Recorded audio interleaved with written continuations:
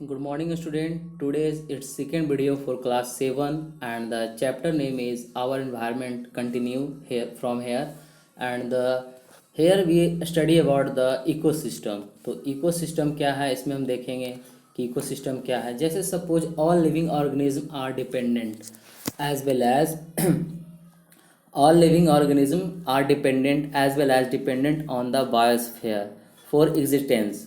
मतलब कि all living organism जो कहने का मतलब इंटरडिपेंडेंट होता है एक दूसरे पे, ठीक है. एंड साथ ही साथ वो डिपेंडेंट किस पे होता है? On the biosphere. बायोस्फीयर आप जानते हैं the meet together where the three zone आपका litho and bio, litho atmos and the आपका हाइड्रो, जहाँ पे जीवन पाया जाता है. अपने जीवन के लिए फॉर देयर उनके जीवन के लिए वो किस पे डिपेंडेंट होते हैं? ऑल द एक दूसरे पर. और साथ ही साथ वो किस पे होते हैं? बायोस्फीयर पे डिपेंड होते हैं. इस सिस्टम को हम क्या कहते हैं? इकोसिस्टम कहते हैं.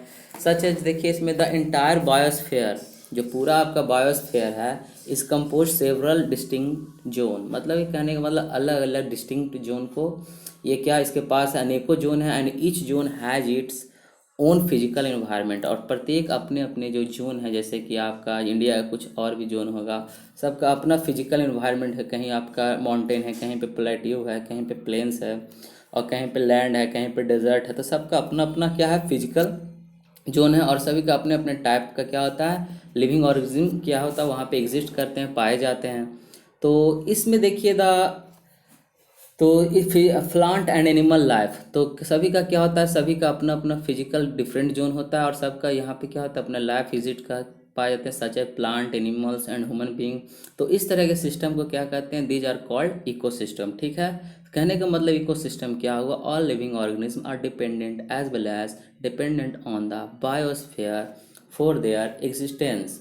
तो इस तरह के जो आपका है, और सभी का क्या होता है? डिफरेंट जोन का.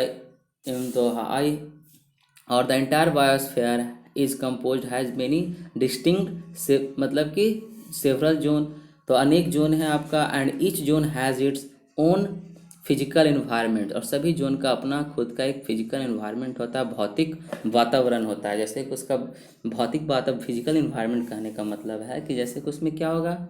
डिफरेंट टाइप ऑफ लैंड हो सकता है, डिफरेंट टाइप ऑफ आपका हाइड्रोस्फीयर होता है, लेक हो सकता है, रिवर हो सकता है, कहीं पे ओशियन हो सकता है, कहीं पे आपका माउंटेन होगा, कहीं पे हवा ठंडी होगी, कहीं की हवा गर्म होगी. तो ये सारे क्या है आपका? सबका अपना डिफरेंट डिफरेंट जोन होता है. और different and the physical environment भी क्या होता है? डिस्टिंक्ट होता है, अलग होता है पहले के अपेक्षा. तो हो सकता है, ठीक है. तो अब देखते हैं आपका इकोलॉजी एक टर्म आता है, the several ecosystem exit in biosphere. तो देखिए एक आता है आपका जो हमारे इकोसिस्टम में क्या होता है?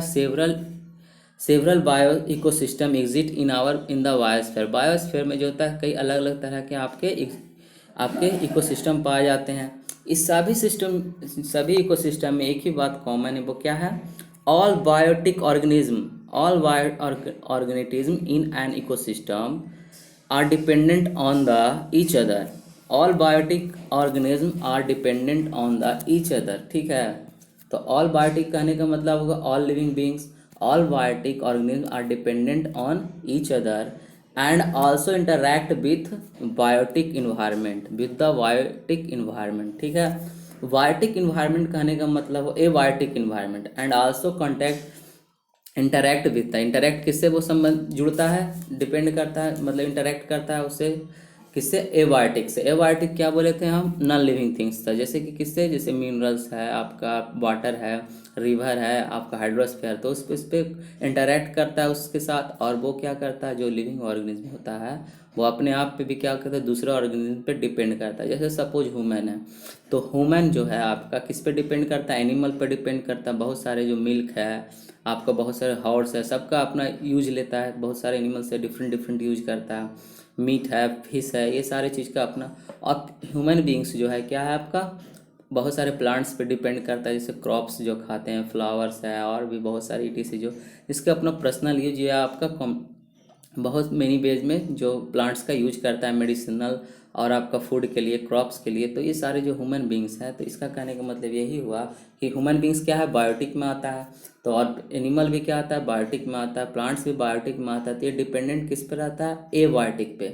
लिथोस्फीयर, हाइड्रोस्फीयर और जो बायोस्फीयर जिसे कहते हैं तो ये बात आपको समझ में आ गई। इकोसिस्टम क्या है, कहने का मतलब all biotic organism are dependent on each other and interact किससे कहता है, with the A biotic environment. That's all, यहाँ तक क्लियर हुआ इकोसिस्टम। अब एक वर्ड आता है इकोलॉजी। तो इकोलॉजी में हम देखिए एक टर्म आता है द स्टडी ऑफ। इकोलॉजी में क्या पढ़ना अध्ययन करना होता है, the study of the relationship, मतलब रिलेशनशिप किसके किसके बीच, living organism and their surroundings, जो भी आपकी सजीव वस्तुएं और उसके चारों तरफ जो भी चीज़ पाए उसके अध्ययन को हम क्या कहते हैं, इकोलॉजी कहते हैं। ठीक है, तो यहाँ पर टर्म आ गया इकोलॉजी, आप लोग समझ गए, the study of the relationship between the living organism and their ecology and their surrounding is called ecology. Ecology means होता क्या है, इकोलॉजी मीन्स होता है आवर होम, हमारा घर। ये जो वर्ड है its derive from the Greek word oikos. ये वर्ड ग्रीक से लिया गया है। ओइकोस जो वर्ड है ये ग्रीक वर्ड है और इसका मतलब होता है आवर होम, इकोलॉजी। ठीक है, तो यहाँ पर आपने सीखा क्या, इकोलॉजी एंड द इकोसिस्टम क्या है। तो आइए अब आगे देखिए, इकोलॉजी जो आपका आता है इसको इट्स हेल्प्स टू अंडरस्टैंड। इसको देखिए ये हमें क्या मदद करता है, आपको जो वर्ड इकोलॉजी है, ठीक है, तो ये क्या करता है, ये ecology helps us to understand how such a variety of love की how such a variety of life form dependent on the non living things. ये इकोलॉजी ही तो है कि जो हम इस तरह से कि हाउ, ये समझने में ये मदद करता है कि किस तरह से हम जो लिविंग बीइंग्स है किस पे डिपेंडेंट है, आपके नॉन लिविंग थिंग्स पे, जैसे कि आपका हाइड्रोस्फेयर हो गया, लिथोस्फेयर हो गया और मिनरल्स, रॉक्स और भी बहुत सारी जो चीज़ें नॉन लिविंग थिंग्स है हम उस पर डिपेंडेंट हैं। ठीक सर, ठीक है, and dependent upon the non living things and influenced by the, और उसको क्या इन्फ्लुएंस करते हैं हम लोग, why the interaction with their environment, और उसको प्रभावित करते हैं, उसको क्या किस तरह से इन्फ्लुएंस करते हैं, असर करते हैं उस पर, विद देयर इंटरेक्शन। जब हम मतलब इन्वायरमेंट से हम इंटरेक्ट करते हैं तो उसको क्या करते हैं, प्रभावित करते हैं। कैसे करते हैं, सपोज आप लैंड फॉर्म में जाते हैं तो जो ज़्यादा नीड्स से क्या, ज़रूरत से ज़्यादा हम लोग पेड़ों की कटाई करने लगते हैं, एक्सेस यूज ऑफ वाटर करने लगते हैं, एटमॉस्फेयर को पॉल्यूट करने लगते हैं, जिससे क्या होता है उसका जो इस इकोसिस्टम है वो क्या होता है, डिस्टर्ब होता है। ठीक है, तो जैसे वाइड वैरायटी ऑफ, तो इससे क्या होता है, इन्फ्लुएंस होता है वो काफ़ी इंटरेक्शन से, ह्यूमन बींग के इंटरेक्शन से वो काफ़ी इफेक्टेड या इन्फ्लुएंस्ड होता है। एंड इकोसिस्टम, देखो एक इकोसिस्टम क्या है, is the central feature of ecology.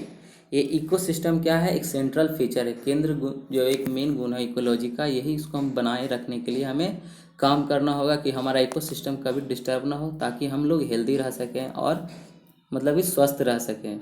तो इकोसिस्टम का ही इनबैलेंस होने के कारण बहुत सारी बीमारियों का हमें क्या करना पड़ता है, फेस करते हैं डे बाय डे। अभी आप लोग देख रहे हैं बहुत सारे बीमारी क्या हो रहे हैं, आसपास नए नए बीमारी हमारे पास पनपते जाते हैं, क्योंकि ये पोल्यूशन के कारण ही हो रहा है। हमारा जो इकोसिस्टम है वो क्या हो रहा है, इम्बैलेंस हो रहा है डे बाय डे, ऑर्बिट क्या हो रहा है, इसको डिप्लीटेड, डिग्रेड हो रहा है, ये कम हो रहा है। जो पहले की अपेक्षा जो हमारा जो सराउंडिंग और एटमॉस्फेयर था काफ़ी अच्छा हुआ करता था, क्योंकि उस समय जो हमारे पास पॉपुलेशन थी बहुत ही कम थी और लोग पहले नेचुरल तरीके से ही काम किया करते थे। जैसे अर्ली मैन है वो टोटली डिपेंडेंट रहते थे नेचुरल इन्वायरमेंट में, वो ज़्यादा मॉडिफिकेशन नहीं किया करते थे, किसी टाइप का मॉडिफिकेशन वो नहीं करते थे, और जो जैसा हंटिंग और जो नेचुरल बेसिस पे वो अपने जीवन को जीते थे।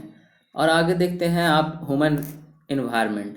तो ह्यूमन बीइंग नॉट ओनली, देखिए ह्यूमन इन्वायरमेंट, देखिए मानव वातावरण क्या है, मानव वातावरण देखते हैं क्या है इसमें। ह्यूमन इन्वायरमेंट जो है आपका, human being are not only interact with the environment. Human beings जो होता है, मानव प्रजाति जो होता है, सिर्फ आपका इंटरैक्ट विद इन द, मतलब इन्वायरमेंट के अंदर ही वो इंटरैक्ट नहीं करता है, जुड़ता है, बट आल्सो उसको मतलब इंटरैक्ट भी नहीं कर, सिर्फ वो interact with in the environment नहीं करता, बल्कि वो but also modify its according to their needs. और वो अपने इसको क्या करता है, अपनी ज़रूरत के अनुसार इसको मॉडिफाई करता है।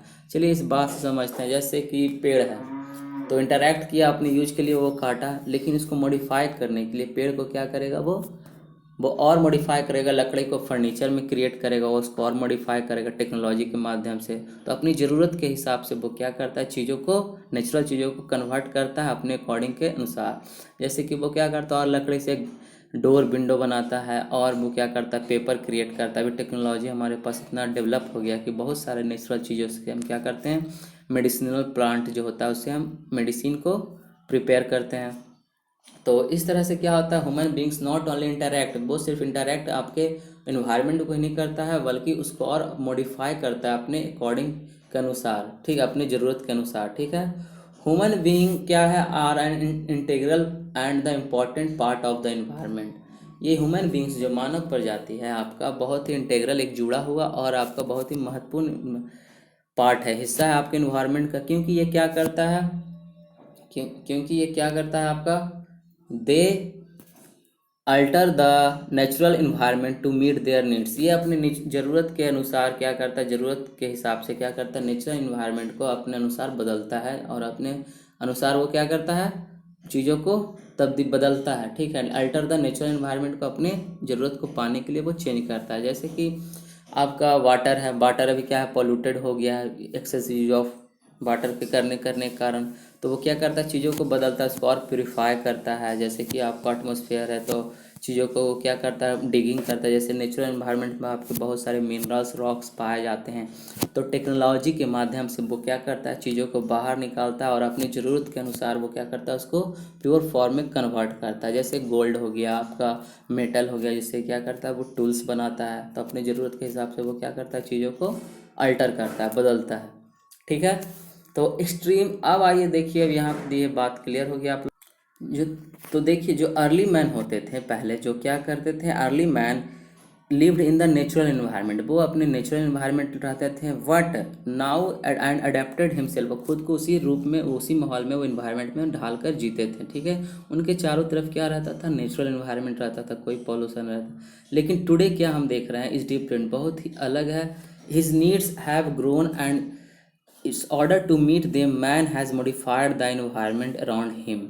तो देखिए इसमें क्या होता है, जैसे कि हिज नीड्स क्या हुआ, मानव का जो ज़रूरत है दिन पर दिन बढ़ता जा रहा है और उस चीज़ों जो नेचुरल इन्वायरमेंट है उसको पूर्ण करने के लिए वो चीज़ों को क्या कर रहा है, मॉडिफाई कर रहा है। और मतलब कि ज़्यादा से ज़्यादा, जैसे कि ये क्या कर रहा है, जैसे कि अब एग्रीकल्चर सेक्टर में ले लेते हैं, तो क्या कर रहा है, वो फर्टिलाइज़र का यूज कर रहा है, HY सीड्स का जो केमिकल सीड्स होता है, जो ज़्यादा मतलब क्रॉप के लिए वो ज़्यादा यूज कर रहा है। जो साइंटिफिक चीज़ें हैं, नेचुरल चीज़ें पे वो डिपेंड नहीं रहा, हर चीज़ में क्या कर रहा है, वो चीज़ों को मॉडिफाई कर रहा है, ज़रूरत से ज़्यादा वो प्रोडक्शन करने की कोशिश कर रहा है। क्योंकि पॉपुलेशन आपका डे बाई डे इंक्रीज कर रहा है। इंडिया का जो क्या है, सेकेंड पोजीशन पे है पॉपुलेशन में, और ये क्या होगा, आफ्टर कुछ सालों के बाद ये सबसे टॉप पे हो जाएगा वर्ल्ड में, सबसे ज़्यादा, जो सबसे ज़्यादा पॉपुलेशन होगा आपके इंडिया में होगा। तो देखिए इसके कारण से क्या हो रहा है, जो एक्सेसिव यूज कर रहा है ह्यूमन बीइंग, तो इसके कारण से जो इफेक्ट हो रहा है हमारे इकोसिस्टम में, अनेकों तरह के इफेक्टेड प्रभाव पड़ रहा है, जिससे क्या हो रहा है, इसका परिणाम हमें देखने को मिल रहा है कि हमारा इकोसिस्टम क्या हो रहा है, डिसइम्बैलेंस हो रहा है। हमारे क्या हो रहा है, जैसे कि गर्मी अत्यधिक हो रही है, वर्षा बेमौसम हो रही है, और भी क्या हो रहा है, हमारा जो थिन लेयर है आपका ओजोन लेयर का, वो क्या हो रहा है, डिप्लीटेड हो रहा है, वो हट गया, कम गया है। जिससे क्या हो रहा है, आपका अल्ट्रा वायलेट रेस सीधे आपके जो सन से आते हैं वो आपके अर्थ पे पहुंच रहे हैं, जिससे क्या हो रहा है, बहुत सारी बीमारियों का लोगों में मतलब उत्पत्ति हो रही है। तो इकोसिस्टम क्या हो रहा है हमारा इस तरह से, जो मतलब कि जब जब ह्यूमन बीइंग मॉडिफिकेशन के कारण जो एक्सेसिव कर रहा है, ज़रूरत से ज़्यादा कर रहा है, मतलब उतना ज़रूरत नहीं, फिर भी ये क्या कर रहा है, ह्यूमन बीइंग अपने लालच के लिए, अपने ग्रीड के लिए क्या कर रहा है, चीज़ों को कन्वर्ट कर रहा है नेचुरल से, और भी चीज़ों को मॉडिफाई कर रहा है। तो इससे इसका परिणाम हमें क्या देखने को मिला, हमारा इकोलॉजिकल सिस्टम और डिग्रेडिंग द इन्वायरमेंट, हमारे इन्वायरमेंट को, वातावरण को क्या कर रहा है, और डिग्रेड कर रहा है, कम कर रहा है, मतलब कि ये डेवलप। तो ठीक है, यहाँ तक बात समझ में आ गई। अब देखिए एक बात आता है इन्वायरमेंटल डिग्रेडेशन, मतलब कि इन्वायरमेंटल मतलब हमारे वातावरण में क्या क्या खामियां और कमियां होती जा रही है, कमी आती जा रही है। तो ये देखिए इन्वायरमेंटल इसके कारण से क्या हमें फेस कर रहा है, जो एक्सेसिव यूज ऑफ जो नेचुरल रिसोर्स का कर रहा है ये लोग, ह्यूमन बींग्स। तो इससे क्या हो रहा है, environmental degradation day by day क्या हो रहा है, काफ़ी डिजास्ट्रियस इफेक्ट, मतलब काफ़ी आपदा प्रभाव, मतलब काफ़ी खतरनाक प्रभाव हमारे जीवन पे आ रहा है इससे। तो देखिए मस्ट कैन बी सेंसिटिव, तो हमें इसके इस तरह जो एनवायरमेंटल इशू है, वातावरण मुद्दा है, हमको इसके प्रति क्या होना पड़ेगा, सेंसिटिव होना पड़ेगा, जागरूक होना पड़ेगा, और चीज़ें को learn to protect the environment, और अपने एनवायरनमेंट को रक्षा करने के लिए सीखना होगा कि हमारे एनवायरनमेंट को कैसे सेव किया जाए। तो he must maintain the balance, और हमें जो between the natural environment and the human environment have learned to live harmony with nature। और देखो हमें क्या सीखना होगा, we must maintain the balance between the human and the natural environment के बीच क्या होना पड़ेगा, सीखना पड़ेगा कि जो इन्वायरमेंट के साथ हमें ज़्यादा से ज़्यादा इन्वायरमेंट नेचर को डिस्टर्ब ना करती हो, कैसे उसके साथ तालमेल बनाकर हमें जीवन को जीना है। ताकि अगर एक्सेसिव हम डिस्टर्ब करेंगे, इकोलॉजिकल डिस्टर्बिंग, तो हमें ही क्या होगा, बाद में प्रॉब्लम फेस होगा, हमारे नेक्स्ट जनरेशन को प्रॉब्लम फेस करना होगा। तो इसलिए देखिए he must use the resource wisely and learn to protect. तो हमें क्या होना चाहिए, he must the use resource, माने रिसोर्स को वाइजली बुद्धिमान तरीके से क्या करना चाहिए, इस्तेमाल करना चाहिए। Wisely resource use wisely and the learn to protect them, और उसको किस तरह से प्रोटेक्ट रक्षा किया जाए, जो वेस्टेज ना करे, वाटर का ना करे, इलेक्ट्रिसिटी वेस्ट ना करें, सच है आपका जो बहुत सारे जो आप फूड पदार्थ हैं केमिकल का यूज ना करें, कम से कम जैसे कि नेचुरल चीज़ों में रहने का प्रयास करें, ना कि जैसे एसी है, रेफ्रिजरेटर है, ये सारे चीज़ों क्या है, इससे हार्मफुल गैसेस निकलती है जो हमारे इन्वायरमेंट को पोल्यूट करती हैं। क्लोरोफ्लोरोकार्बन जो क्या होता है, कार्बन का जो हमारा क्वांटिटी इन्वायरमेंट में इंक्रीज होता है, जिसके कारण से क्या होता है कि हमारा इकोलॉजिकल सिस्टम इम्बैलेंस होता है। तो आगे देखते हैं इसमें क्या है आपका। तो जैसे कि इसमें यहाँ पे बोले कि एक्सट्रीम ह्यूमन एक्टिविटीज़, मतलब कि एक्सट्रीम ह्यूमन एक्टिविटीज़ और interference in the natural environment degrades it's quality, मतलब डेरोगेट्स इट्स क्वालिटी। देखिए एक्सट्रीम ह्यूमन एक्टिविटी, ज़रूरत से ज़्यादा जो प्रक्रिया हो रहा है और इंटरफेरेंस इन नेचुरल जो हस्तक्षेप हो रहा है हमारे नेचुरल इन्वायरमेंट में, जो क्या कर रहा है, इसकी क्वालिटी को डिग्रेड कर रहा है, कम कर रहा है, हमारे नेचुरल इन्वायरमेंट की क्वालिटी को ये डिग्रेड कर रहा है। एंड देखेंगे इसमें और क्या बातें हो रही है, जैसे कि सच ह्यूमन इंटरफ्रेंस, और इस तरह के जो ह्यूमन हस्तक्षेप हो रहे हैं pose a severe threat to all the life form due to the ecological balance. Ecological balance के कारण क्या होगा, जो इस तरह की जो एक्टिविटी हम हस्तक्षेप कर रहे हैं हमारे जो वातावरण में, जो सभी तरह के जीवों के लिए क्या है, काफ़ी गंभीर समस्या, मतलब खतरा हो गया। थ्रीट मतलब क्या हो गया, खतरा हो गया, जो क्या हमारे देखिए इस तरह का जो सच ह्यूमन इंटरफ्रेंस जो कर रहे हैं हम लोग हमारे इन्वायरमेंटल में, जो सभी जीवों के लिए गंभीर खतरा है। Due to the ecological imbalance के कारण हमें क्या है, बहुत सारा सभी तरह के जो जानवर हैं, पशु हैं, आपके ह्यूमन बींग्स हैं, प्लांट्स हैं, ये सभी तरह के क्या होंगे, इम्बैलेंस होगा। इसका क्या होगा, इकोलॉजिकल इम्बैलेंस के कारण सभी को क्या होगा, मतलब कि ऑल द लाइफ फॉर्म को संकट आ सकता है। जीवन में क्या हो, मतलब कहने का मतलब है इसमें पोज सेवेरे द्रीट ऑल द, मतलब कि गंभीर समस्या का मतलब कि खतरा का सामना करना पड़ सकता है। ठीक है, इसलिए हमें क्या चाहिए कि अपने इकोलॉजिकल बैलेंस को बनाए रखें, ताकि हमारा जो इन्वायरमेंटल है वो क्या हो सके, और भी ज़्यादा फ्रेश और क्लियर रहे, और ताकि हेल्दी रहे, ताकि हम भी हेल्दी रहें और अदर लाइफ फॉर्म भी हेल्दी रहे।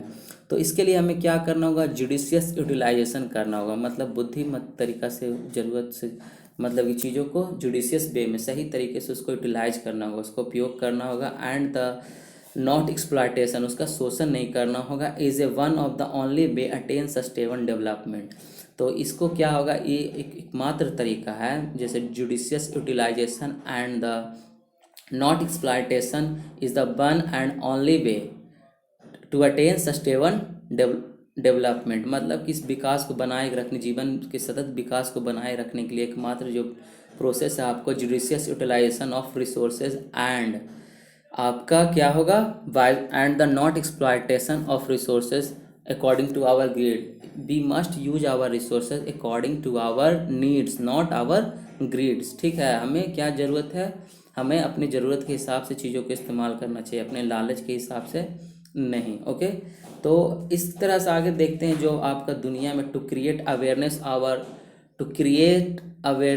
About our environmental conservation. तो हमें देखिए जागरूकता अभियान चलाने, देखिए इन्वायरमेंटल कंजर्वेशन के लिए, जो वातावरण संरक्षण के लिए जो जागरूक प्रोग्राम चलाए जाते हैं, उसके लिए एक डे पूरे दुनिया में तय किया गया। वो डे है आपका we celebrate 5 June every year, प्रत्येक साल के 5 जून को हम लोग कौन से मनाते हैं, as the world environmental day, जो विश्व वातावरण दिवस के रूप में हम लोग मनाते हैं कब, 5 जून एवरी ईयर, ठीक है। विश्व मतलब वर्ल्ड्स इन्वायरमेंट डे, ठीक है, उसको इस रूप में मनाते हैं। तो यहाँ से ये बातें थी, आई होप ये क्लियर चैप्टर आपका हो गया होगा। तो हमें सबसे ज़्यादा हमको ह्यूमन बीइंग को क्या समझने की ज़रूरत है इस चैप्टर में, कि हमें ह्यूमन रिसोर्स का एक्सेसिव यूज नहीं करना चाहिए। कहने का मतलब है ह्यूमन रिसोर्स का क्या एक्टिविटीज़ को ध्यान रखना होगा, हमें ज़रूरत से ज़्यादा इस्तेमाल नहीं करना, हमें प्रोटेक्ट करने, we learn to protect our environment and the resource and, ताकि हम क्या करें, हमें क्वालिटी को और इम्प्रूव करें एंड द ओनली बेट, मतलब कहने का मतलब अपने सस्टेनेबल डेवलपमेंट को बनाए रखें, to create our sustainable development. तो ये सारी बातें इस वीडियो में थी, और आप आगे इसमें रिलेटेड आपको जो नोट्स वगैरह होंगे और क्वेश्चन आंसर होंगे आपको प्रोवाइड किए जाएंगे, और बाय सेल्फ सारे नोट्स आप खुद से नोटबुक में तैयार करेंगे और लिखेंगे इसको और रिवीजन करेंगे। Thank you, that's all.